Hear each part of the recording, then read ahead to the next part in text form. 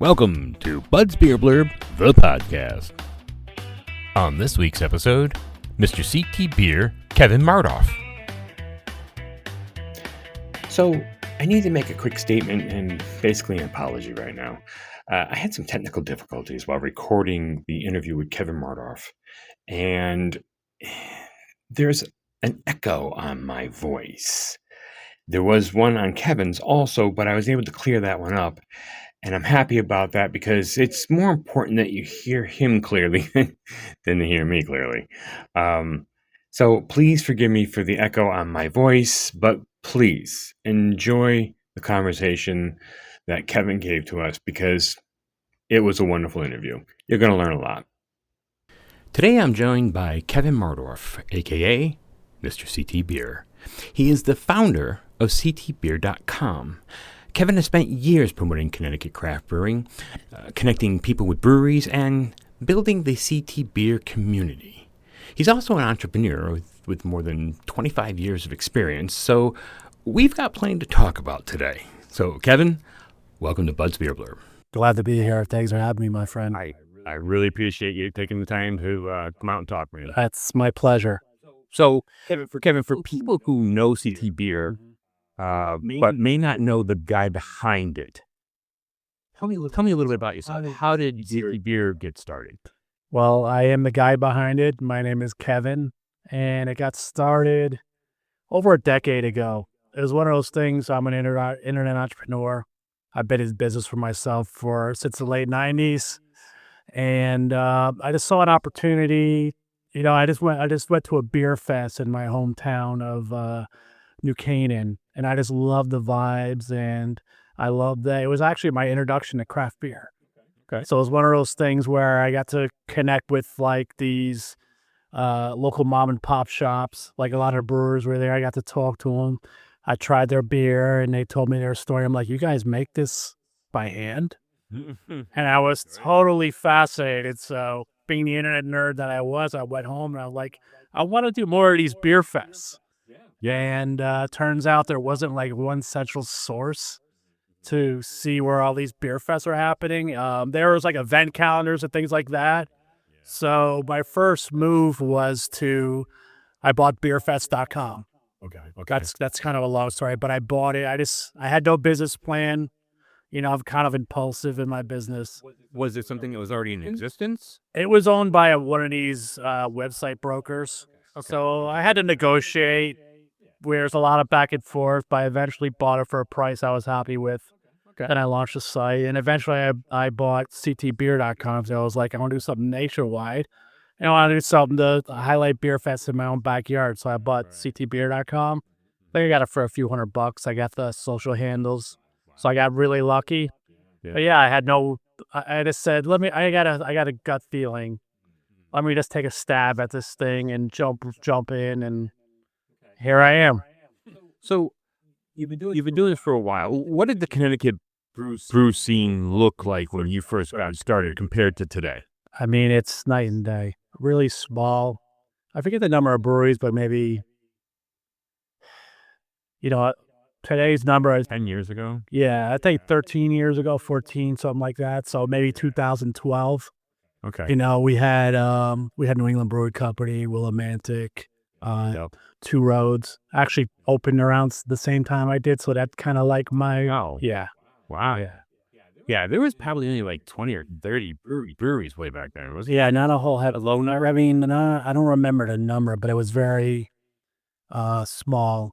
But it was, a good time to jump in. I mean, it was on the upside. More people are getting into it. So I like that as a business owner. Right. I don't mind upside, downside, whatever. I just jumped in. I said, ground level's great. Yeah. Or any level, honestly. I mean, even now, I feel like it's a good time to get in. I like challenging times, like what we're in. So you can't always pick the top or bottom. I just like jumping in, asking questions later. Yeah, because now we're like 120 breweries right now, something like that. Yeah, I think everyone has their own number. It depends if you count I guess the collaborative brewing space is like 12%. I mean, to me, we have between 90 and 100. But yeah, I don't know. Maybe somebody could do a head count one day.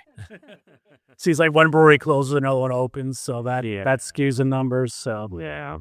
Well, what has CT Beer become today? I mean, what do you guys actually do? Why don't you tell us about that? I promote breweries and beer fests, Mm-hmm. and I help people explore and discover breweries. I help people connect. I help people have fun. So nowadays we sell a passport to get people, to drive traffic in the tap room. So it's about getting people out and about. Well, let's talk about the platform. How does it work? And why do you think people have connected to it so much? How it works is people buy it at CTBeer.com. I package it. I ship them all myself. And basically when people have it, they go to the participating breweries in the passport. They bring it. They present it to a beer tender. Mm-hmm. They say, I'm here, and they get a 2-for-1 beer deal. Oh, wow. Redeem once. They could bring a friend, or they can have both for themselves, and then it's off to their next spot. So it's been it's been great for business. It's been great for people who have it. I connect. I talk to people all the time. They tell me, we're planning our weekends around this thing. So it's become like this thing. It's become an adventure for people. And it's just been really gratifying to be part of something that brings so much joy to people. I see Mr. Beer Creek. Joe has always got your passport. Yeah, hey, Joe. If you're listening, thank you for being, Joe's out there. He's having fun. He's always... Great kid. I like and I love his quality of content, too. Yeah. Does an amazing job. Very consistent. Yes. Very consistent. Yes. He actually taught me a couple of things, and I've been in it a little bit longer than him, and he told me a little secret once. I was like, that's brilliant. I got to do that. So you're helping out the breweries by bringing people to them. Yes. Okay. Has anything about its popularity surprised you? Yeah, I would say, every endeavor, there's always butterflies and nerves. And it's one of those things, I've seen it done in other states. So I was trying to bring a passport to Connecticut. And I always seem to amaze myself in business. It's one of those things. It's just, you plan for the best and you hope for the worst. It's always my thing. And I'm like, is anyone going to buy this thing? And I started to promote it. And keep in mind, for years, I've been building this online community, so I have thousands of followers on social media. And I was like, what can I do to, as a businessman, monetize this thing? Can I introduce a product to the marketplace that I think people will like? And I just remember, the first day I put it on sale, and when that first order came in, I got an email notification. I was like, okay. And then more orders started coming in, and I was like, okay. I think I got something here. Yeah. And it just started from there, and adrenaline kicks in. Yeah. Then it started it was like a dream becomes reality. And it was just fun to see it transform. We started with 30 breweries my first year. I've been doing this for 3 years. And now we're up to 50. And I'm already starting to onboard, I'm starting to reach out and invite breweries to hop on board next year. So I'm excited to see where it goes. And by all accounts, it's, it is, I measure my success is, are my clients happy? Are my customers happy? There you go. That the business will come after that. Right. And, but I think I have a lot of breweries and a lot of clients who love what I do. And that means the most to me. Yeah. I mean, I've always heard high praises from you, from a lot of the brewery owners and things like that. Thank you. I think it's a great thing to try to bring them business. And I know that you're doing it for the love of craft beer more than anything else. You just share that love. Yeah. I mean, you know what it is too? I mean, I am a business owner. I think sometimes there's a stigma. It's like, you're making money. How dare you? But it's like, guys, we got to keep the lights on. This is my livelihood. Yeah. So we have to turn a profit. But, we could still, I have to turn a profit, but not at the expense of at the consumer or they come first. Exactly. I think I read some quote, I forget who said it. He said, treat people right and the business will come next. And that's the way, that's just this, treat people right. To be honest, there was a passport program before mine in Connecticut that was not successful. they have a confusing similar name to mine. And, there was a lot of people when I started when they're like, well, there was some confusion about that. And they were like, where's my prizes? And I'm like, man, I deliver. So, it was just an opportunity for me to connect with a consumer base that was not happy with their prior experience, which is another motivating factor for me. Yep. Like people, they pay. They're our customers. We have to treat them right. Yeah. And Customer service. under promise, over deliver. Under promise and over deliver. That's business 101 to me. Yep. So that kind of helped me, Cool. get the program going and be successful. Well, let's broaden this out a little bit. You've had a front row seat to the Connecticut brew scene, and for a long time. Yes. How would you describe the overall state of the scene right now? Honestly, yeah, I've had a front row seat with a beer in hand, popcorn in the other. I don't know. I think like the overall scene, just from my sense, just from talking to, it really depends from whose perspective you're talking to. I'll try to speak from the brewer's perspective, and anybody out there who wants to correct me, go right ahead. But I think there's some pessimism out there. Costs are high. People watch the news. Breweries are going out of business. Consumer trends are shifting. The younger generation isn't drinking as much as we did. I say they'll come around. They have kids of their own, but okay. Trends are, sales are down. On the flip side, I'm seeing news like, in-room, tap-room sales are up. Yeah. So I think like, what it is, there's a saying in business, I'm sure you heard it said a lot of times, or adapt or die. We're certainly going through a market correction. I'm hearing from brewery owners who are doing great. I'm sure they don't share their numbers with anyone. Very few share it with me. I think I'm kind of like Switzerland. I'm neutral territory because I don't have a tap room. I'm not competing with anybody. But some are doing well. But it's one of those things, adapt or die. I think people. I just know from the business side of it. I think now you just have to shift. Mm-hmm. You have to offer more liquids and beer. People now that I talk to, now the consumer side is that I'm like, how is the tap room? And the last thing they talk about is actually the beer. It's always about the experience. It's always about the vibe. Mm-hmm. It's always about the conversations they have. So it's not, you can't just have great craft beer anymore. Is that what you're saying? Correct. You have to have the experience to go with it. Yeah. Such as examples, what do you think breweries need to have to draw people in? Events. I mean, I think they all know this, but have unique events in your tap room.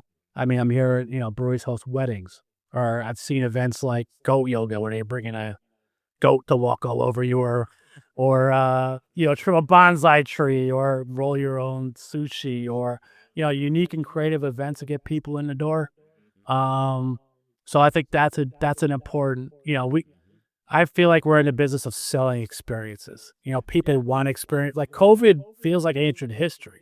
It kind of does, but yet we still see the effect. We still see effect. I think the one thing we were all deprived of was human connection, sociality, and definitely experiences. Yeah. So I think people want both human connection and experiences. Tap rooms are great places for both.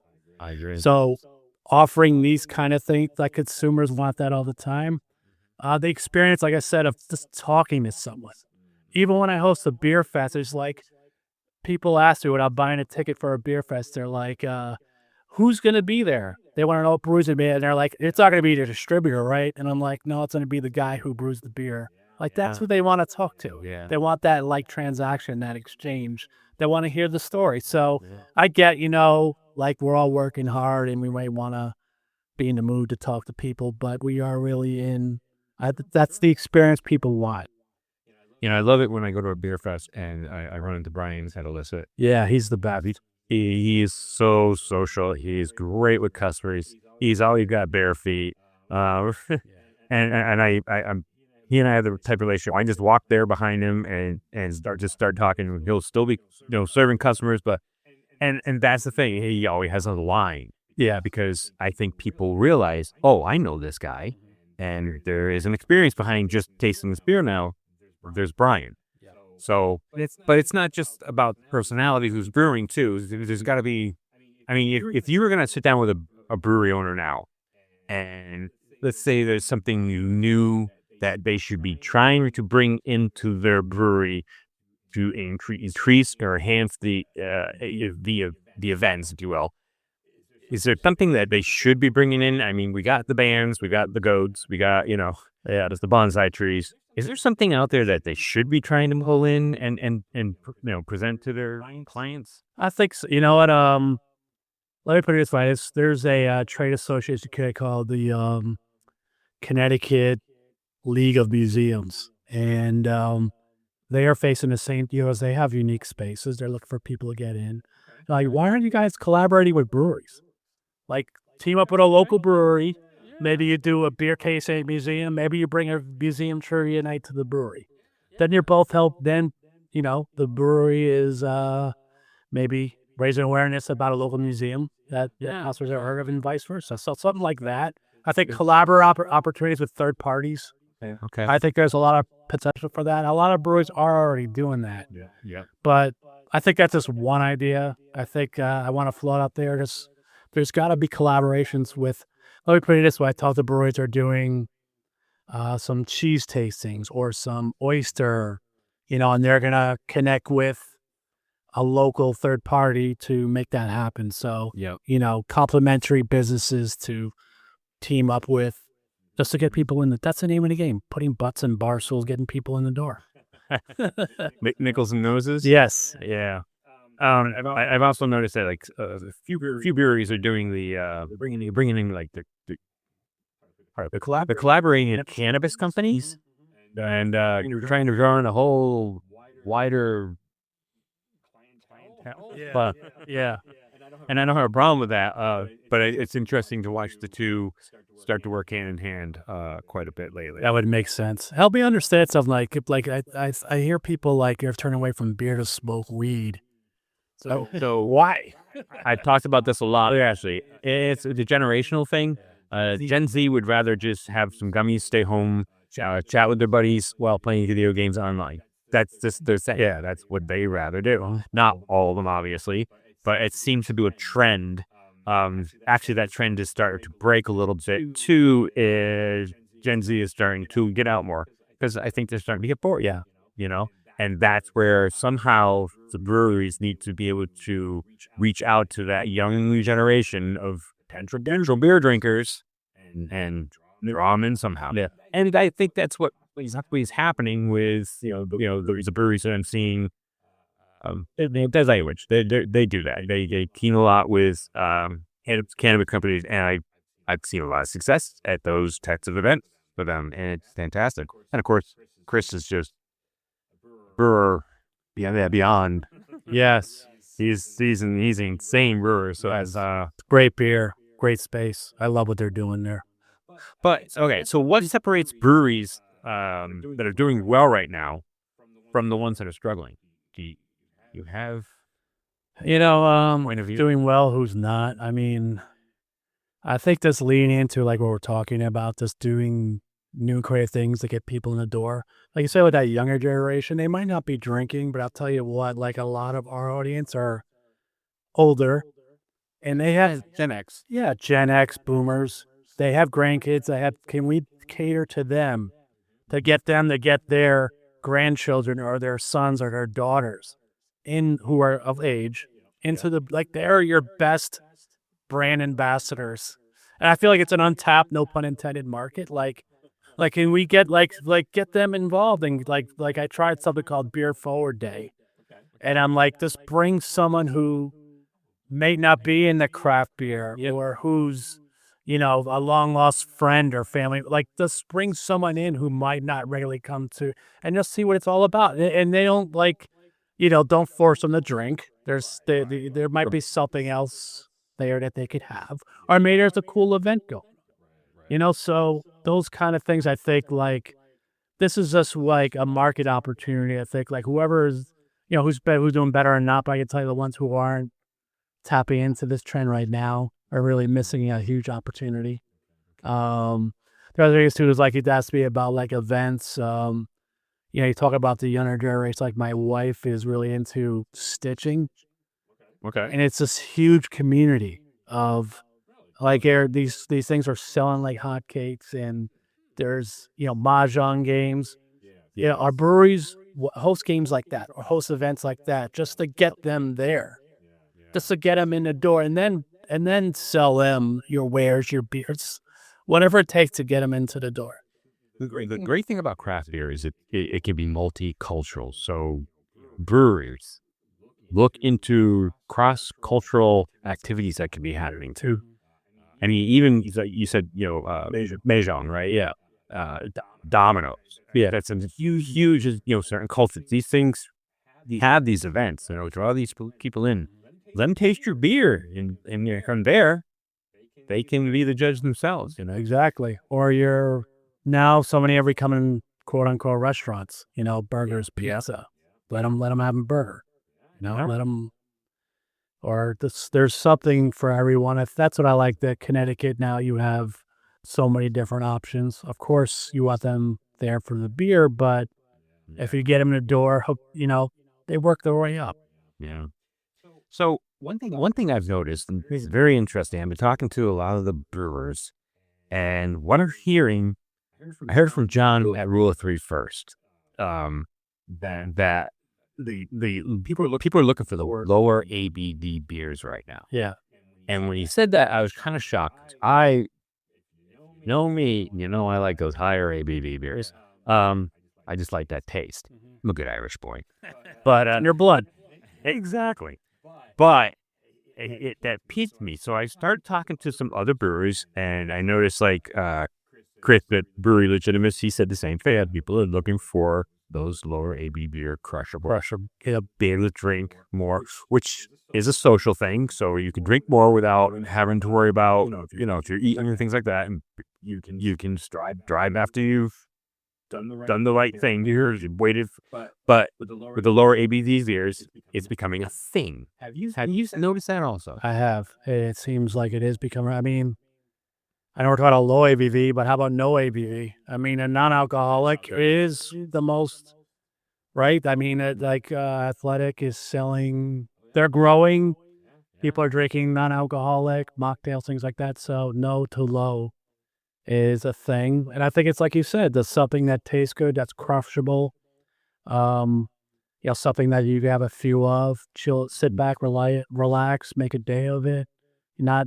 I don't know if I don't drink a lot of high or low, but I don't know if it helps with hangovers or less of a hangover. Yeah, Maybe it does. I don't know. I look at a beer these days and I feel hungover, so oh jeez, this getting old sucks. What is this hangover use? Yeah, I know. I never experienced it, Billy. I control myself too. I don't let myself drink too much, and I, certainly don't want to drink and drive. So, usually my wife will go with me, and she'll have like one, and I'll have 2 or 3, and then I'm done for the night. And she's driving home. What do you think that is? Like, why? What are the breweries saying? Why people want that low ABV? I think it's so that they are mostly staying within the legal limits, and also to be able to drink a few more than usual. I think being inebriated is no longer an in thing at all. People are not. There's a huge distinction between a bar and a brewery. People who are going to breweries, I believe, are trying to be more responsive. Yeah, 100%. And one, we keep talking about the experience of a brewery. They want to do that, and with those lower ABV beers, they have the responsibility too. Yes. Where a lot of bars, it's just, hey, let's lock them back, and so that's what I think is happening. Yeah, no, I'm glad you said that, because I like to tell my friends about, because there's a misconception about breweries and bars, and people think, we're all these hipsters getting plastered, and I'm like, listen, breweries are for drinkers and bars are for drunkards. So that's like, you don't see bouncers in breweries. You just don't. I've asked a lot of brewery owners, hey, have you ever really had any problems? Most of them say no, never. Only one had said, yeah, we had one once. once. And this is a brewery that's been open for quite a while here in Connecticut. And, crazy. Yeah. So besides low ABV beers, have you seen any other trends that are going on? Seems like as far as styles go, lagers, pilsners. They're on the rise. I mean, people want red ales, beer flavored beers. Just something that's easy drinking. Nothing, because I think that's the other challenge. I think because people are like, I don't like mention craft, and they're like, I don't like drinking pine cones, and it's just it's about educating people that there's a lot of different flavors and styles and varieties, and getting people, our motto is drink what you like. So if you don't like those overly hoppy beers, there's so much more out there to offer. And it's funny, well, like, what do you like? Well, I like Bud, or I like Estella. Well, it's like, well, try this. Go to Dead Language. They have, their lagers. It's like, if you like lagers, which is what they are, or pilsners, try these. And 9 times out of 10, they're like, oh, thank you for turning me out to this. When I got married, I said, no Super Bowl commercial beers here. I said, we just did all craft beer, and a lot of people are like, this is great. I actually had a Rhythm Brewing Company's lager at a wedding, and people are like, this is so good. Amazing. Yeah. And Blurb just opened up, and he tends to be heading toward that same style of beer. He's doing the traditional German beers, which is great. I wish them all the success in the world. Tyler is a really great guy. I see all their brewery. I haven't been there yet, but man, the branding and what they've done to space, what I could see on social, is amazing. Yeah. Good for them. And beer is very good. Very good. But again, Rule 3 has put out Ruru, and that's their answer to Budweiser, if you will. But much better. Yeah, yeah. Loved it. I loved it. It was very, very good. I bet that's probably a top seller for them, I would imagine. It's probably doing well, I think, yeah. But other trends, like, okay, so there's a company here in Connecticut that they make beer with no alcohol, but it has 3% THC in it. You think that might become a trend? Potentially. I mean, why not? Give it a shot. I don't know much about the product. I only see it in the marketplace, and it's hard for me to. I'm trying to get that gentleman on this podcast. Hello. Yeah. So I can taste it. I want to be able to taste this beer. I can't drink it because I don't get along with THC. I'm not gonna. Well, but I would love to taste it and see, because hops and cannabis are very closely related. Yeah. And so I'm curious if this is going to come off as a New England sweet or West Coast bitter, Right.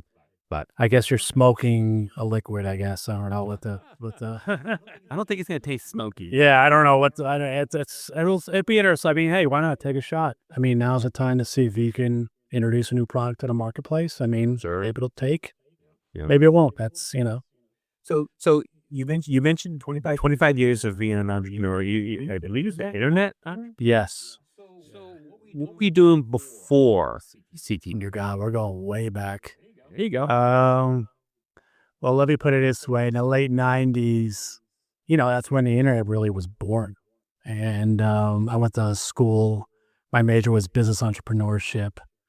I didn't know what the hell I wanted to do like everybody else went to college. I just knew I wanted to do my own thing, be my own boss, have my own level of freedom, independence to chase my ideas, to chase my dream and act on it. But, I guess the start of that, because I was the birth of the internet. Yeah. What a time. I built my first website in AOL dial-up. Yeah. For those of you not listening now, yeah. That sound was like you're entering a whole new world, though, wasn't it?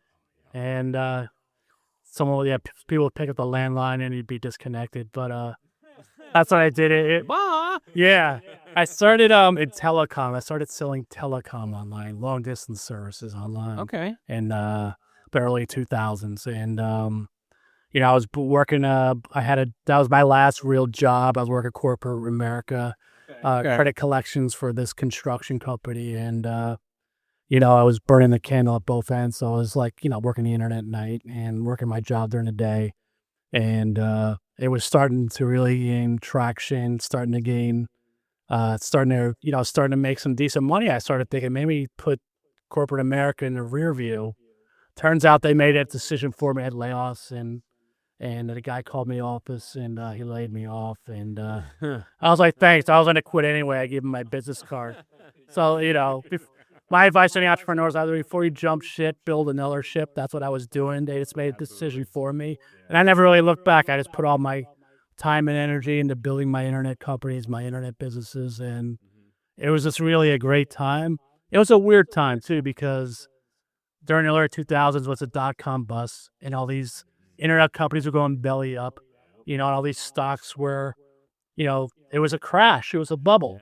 And there's a lot of fear. Even my old family was like, get a job, get a pension. And it was like, yeah, thanks, Mom. Maybe I'll go work in a coal mine or something. But I was like, I just told her, I was like, hold my beer. And lo and behold, well, I think, you have to, it's just like, you gotta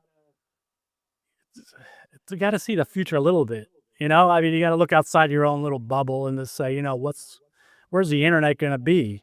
Right. You got to jump. You just got to jump. No risk, no glory. No, exactly. I just I didn't, I work hard. Internet's great for testing ideas, and, so it really worked out great. And I had some great business partnerships with telecom, with some other big brands in broadband, and so it was really a lot of fun. I was really affiliate marketer back then. I've been there early the 2000s. Okay. So I just put a link on my site. I was promoting products. I didn't even know who my customers are. I get a commission for selling something, and it was fun. Okay. So let's put your beer experience and your business experience together now. All right. Okay. Someone hands you the keys to a struggling brewery tomorrow. The beer is good, but people aren't coming through the door. What's the first thing you're going to do?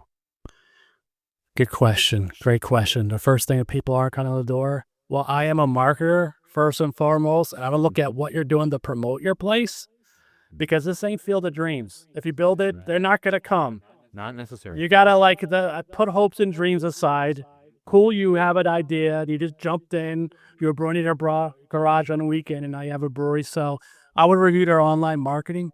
So and as you probably know, social media, it's pay to play now, though. Organic reach is totally dwindling, at least for me. I think I would totally believe in running meta ads, Google ads, paid ads. You can reach a really hyper local market. So I would definitely evaluate the marketing game. Like, what are you doing to promote your business forget about becoming Treehouse. Become the best brewery in your neighborhood. Yeah, or the best brewery you could possibly be, I guess. Yeah, so I'd evaluate the marketing plan. I'd see where there's room to improve, and knowing from talking to a lot of breweries, there's a lot of room for improvement. Like this posting, I'm like, well, what do you do to promote? Like I did a tweet, or I did no, you got to do more. Yeah. You got to do more. You got to catch attention. You do. Do your, the marketing to me is huge, and tell your story. Otherwise, someone's going to tell your story for you. Right. It's you're right. You're right about this. Your social media should be more than just, doing something goofy, though. You need to have your weekly schedule up.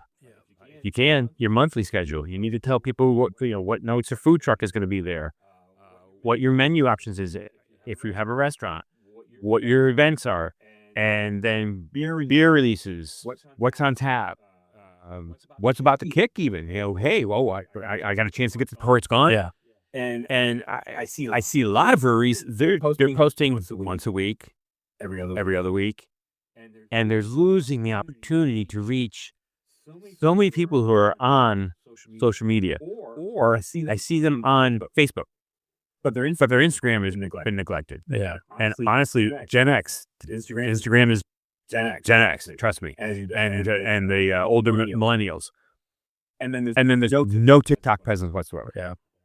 I think you can't find them on TikTok. And honestly, again, now you're missing a whole generation of people. Right. I agree with you 100%. Online marketing is gotta be there. Yeah. There's also what geo-tracking. Have you heard about that? You know what that is. I know what it is. I'm not familiar. I don't use it, but yeah, geo-tracking is tell me about it. So, you go to one brewery, and let's say there's another brewery close by, and I don't know if this is considered shifty or not, but someone brings up their phone, they jump onto Google, search something or whatever, or get on a website or whatever. If there's ads going, geo-tracking, if you're brewery close to the one that they're in, you can also be the ad that they see. Well, we're at this brewery. Let's go over here to this one. Right. What I noticed about Connecticut brewers is that they're in competition with each other, but they also work in cooperation with each other. 100%. There's such a great community. Yeah. I've seen so many breweries, help out other ones that, you're low in hops here, on over, I'll take care of you. Situation like that. But geo tracking, it kind of connects community a little bit. I was just wondering if you've seen anything with that. I've seen a little bit of it, and I think that's a smart way to I think retargeting or something like that, or even like, that's a smart way to do it if you can draw people in. But I think, like you said, like this is one industry, I'm really tech based, and I've once worked with a company on Hacker Way, and I've learned a long time ago, some people want to be a part of what you're building, some people just want to freaking take it. So that's why I love like the beer industry, because the breweries are very cooperative. I think they understand that when people are drinking beer, that's good for everyone. When a neighborhood place is doing well, it's good for everyone. I was just talking to a brewery owner yesterday, and he's like, we get people from going to other breweries who come in because they're looking to see what's nearby. And it's this one industry, like you said. There's the saying like craft beer is 95% asshole free. I guess now maybe that's not a 90% these days, but most people understand the value of like, we're losing market share to a freaking plant, guys. The name of the game is getting people drinking beer. I understand if you want the business for yourself, I get that. But, if your neighbor's doing well, you're doing well. I think a lot of people understand that really simple concept. So what do you think the craft beer industry will look like in Connecticut in a few years from now? Great question. Where's my crystal ball? Right. Well, let me put it this way. Like, with all the pessimism that we see in areas and all these places going under, I just like look across the pond and like look at how long have these brew pubs been around? For centuries, right? And what similarities do they have to what we have here in the States? Like, they've survived tough times. They've seen the ups and downs in the industry. Like, how have they persevered? I see a lot of commonalities and similarities. Like, they have cool vibes, cool spaces. Yeah. They make a product by hand like we do. Like the community watering holes. Like, people go to gather.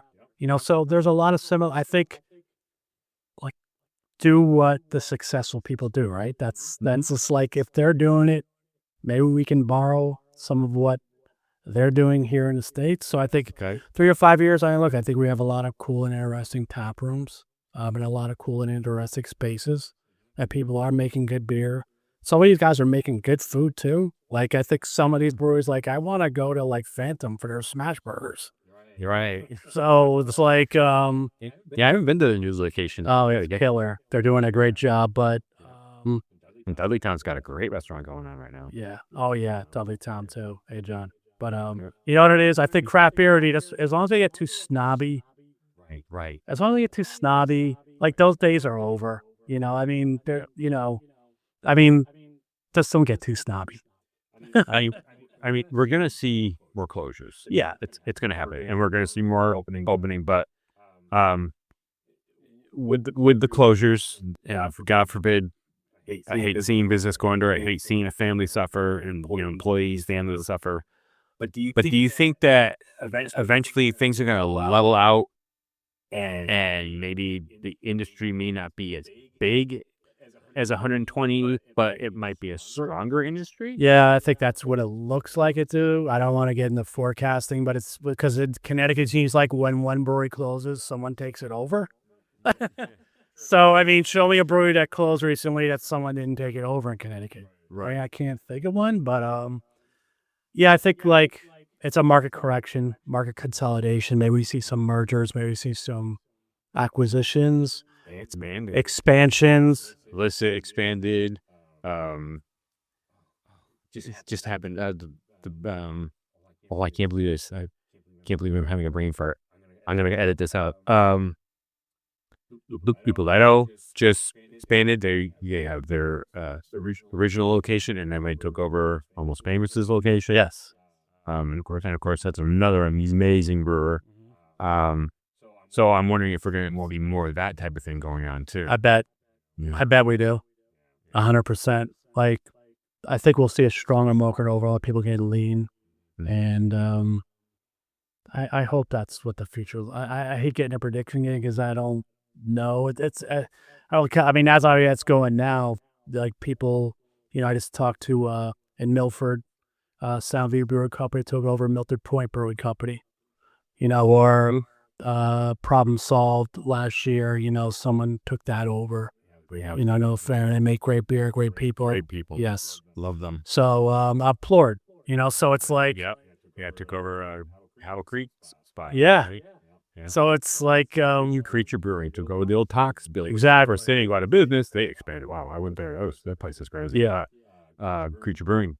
Good beer. Good beer. I love that they have, their flagship is an ESB. And if you don't know what that is, definitely try it. And they fill growlers. Yes. That's very rare too these days, right? It is. So they're doing cool things. Well. So what's next for Kevin and CTBeer? Yeah. What are you working on? What should Connecticut beer drinkers be looking forward to? Well, I'm already thinking about 2027 with the field trip passport. There you go. I'm sure most of you know me for this. So invitations has gone out to every Connecticut brewery. Everyone's welcome to be a part of it. Appreciate if you guys reach out to me because going door to door across the state can be tough. That's what we do. It's no cost for breweries to join. So one of those things. I consider a partnership. You guys keep your taproom sales. I keep my passport sales. All I ask is that you commit to buy. It's 2-for-1 beers. Buy people around. I mean, I'm like you, but I'm a Gen Xer. From our generation, you go into a bar, they buy you around. You're going to stay a while, and you're going to come back. So it's a nice gesture. It's an invitation. That's why I did 2-for-1. So, yeah, the 2027 passport is on deck for me. For now, we're getting into also islandbeerfest.com, and we're getting into peak beer fest season. So I have some great beer fest going on in Connecticut. I actually just, and if anybody out there wants to go out of state, we're working with Schilling, helping run their beer fest. Oktoberfest, end of September, and I'm now working with Tilted Barn. They have one in Rhode Island. And here in Connecticut, we host one every year. And you got to be here with your podcast at New England Air Museum. Okay. It's a killer. It sells out every year. It's so awesome. It's a Halloween beer fest. People come dressed up in costume. It's wild. They shut down the museum after hours. People get to tour the planes. They actually have the people who restored the planes, so the exhibits are open. There's longer lines for the exhibits and the beer, which brings a smile to my eye. And it's so much fun. There's live bands on every hangar. My buddy Greg Fabry, and the Mando's review. Yes, hey Mando. He that's my boy.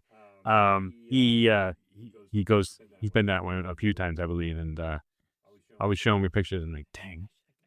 Well, save the date. I know I gotta get you VIP tickets, or if you want a pod from there, you're in. Beautiful, thank you. I would love to do that. It's unbelievable. It's so great. I know. I don't want to sound. Well, I am bragging because it's spectacular. It really is.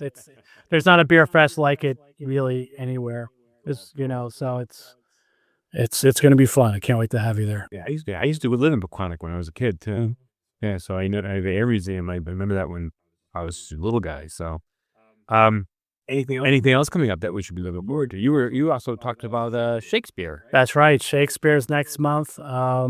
At the old Shakespeare Park in Stratford, right on the waterfront. Beautiful views, great brews. It's put on by the Stratford Old Timers Association. Great guys, bunch of characters there. They work hard to put this on. All profits go to nonprofits they actually buy the beer. It's amazing because, Okay. so every brewery gets paid for liquids who bring it. Some too should donate, but they really do it right. They do a great job. It's a lot of fun. And if you haven't been there, so yeah, I mean, I hope I'll see you there. I'm putting all these things down on my calendar this year because I really want to get moving on these things. Yeah. I've already got Crazy Brew Bash scheduled. Do you do the tickets for that? We used to, no longer, but it's a great event. Great venue. It's one of those beer fests, top Connecticut beer fest.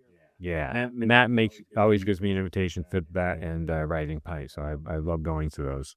I usually do a wandering podcast when I do that, though. Setting up a spot at Rising Pint is, forget it. It's not, you can't do it. You got to walk around the whole place. Oh, that's cool. So that's what's coming up. Real quick, where and how do people get the passport again? CTBeer.com. CTBeer.com. So get on there, get your passport. I'm gonna keep saying podcast. I don't know why. Get your passport. Bears in the hole. There you go.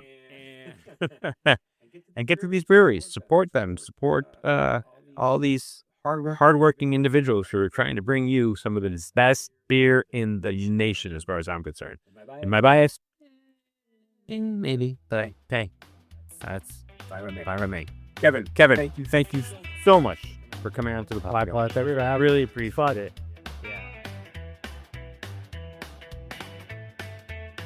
Recently, I was contacted by Go Brewing Company. They're located in Naperville, Illinois, and the brewery was founded by Joe and Heather Chura back in 2022.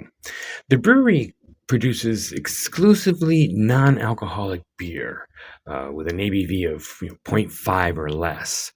Their mission: to make flavorful beer for people who want the craft beer experience without the alcohol. They reached out to me and asked me if I would try their beer. No expectations. They said I don't have to review it. They just wanted me to taste it. So I thought, well, since I've never reviewed non-alcoholic beer before, why not make an event out of it right here in the podcast?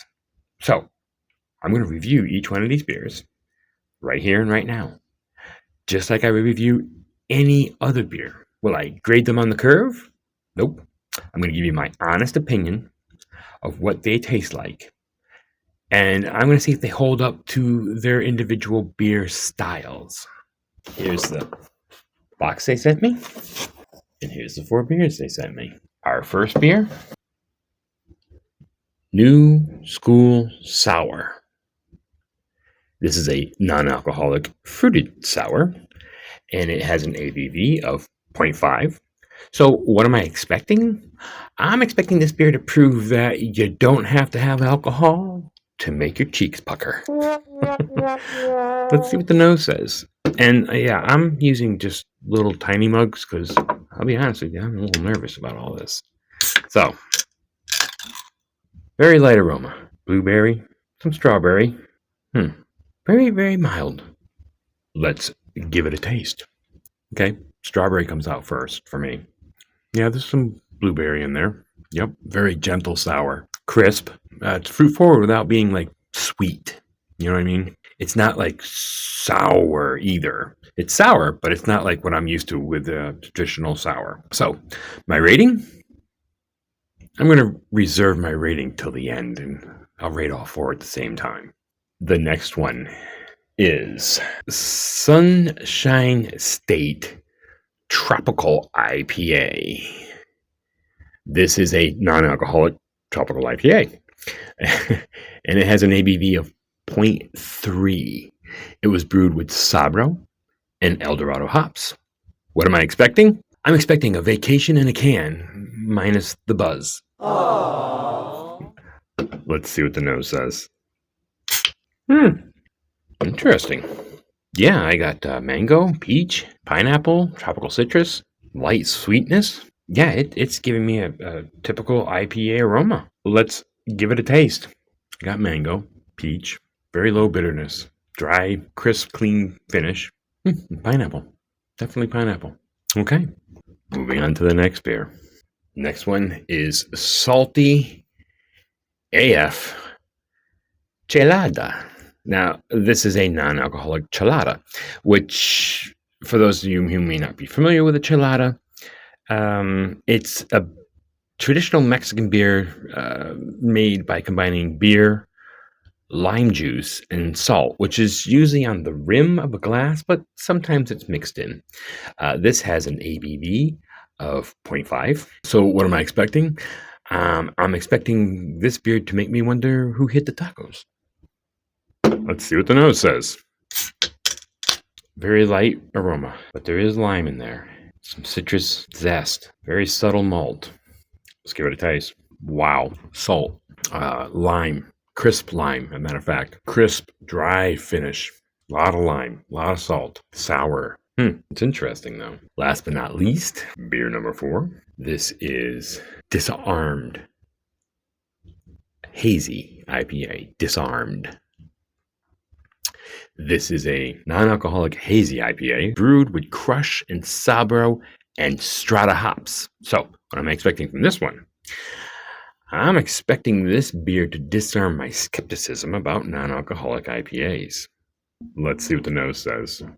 Tropical fruit, citrus, maybe some stone fruit. It's got that hoppy aroma to it, though, yeah. Okay, let's give it a taste. This one's a little bit sweeter. Tropical fruit, smooth. Very little bitterness at all. It's actually got some great carbonation to it, too. And a little dank.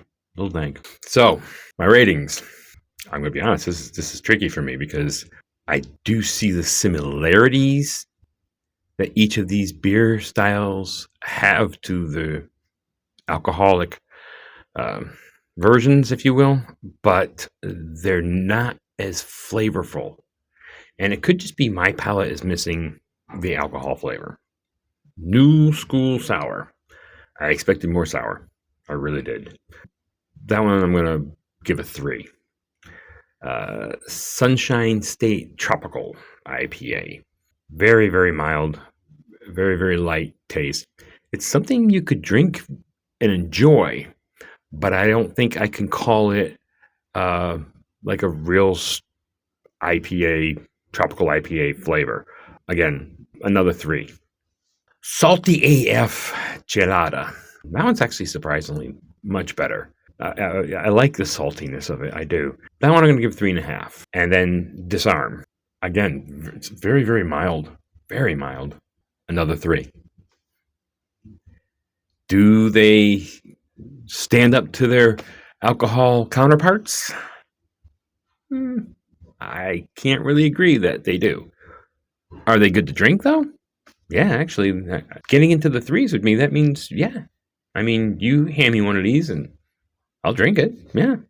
So, not bad. Not bad. Go Brewing. If you are into non-alcoholic beers, more than likely, you're going to love these. I think that they put a lot of work into it. I think they are well crafted. And I judge them according to, again, their alcohol counterparts. But in terms of a non-alcoholic beer, yeah, they're good. And if I did grade them on the curve, my score would have been much higher. Absolutely. I've had other non-alcoholic beers that wouldn't stand up to this. Not even close. So, there is my truth.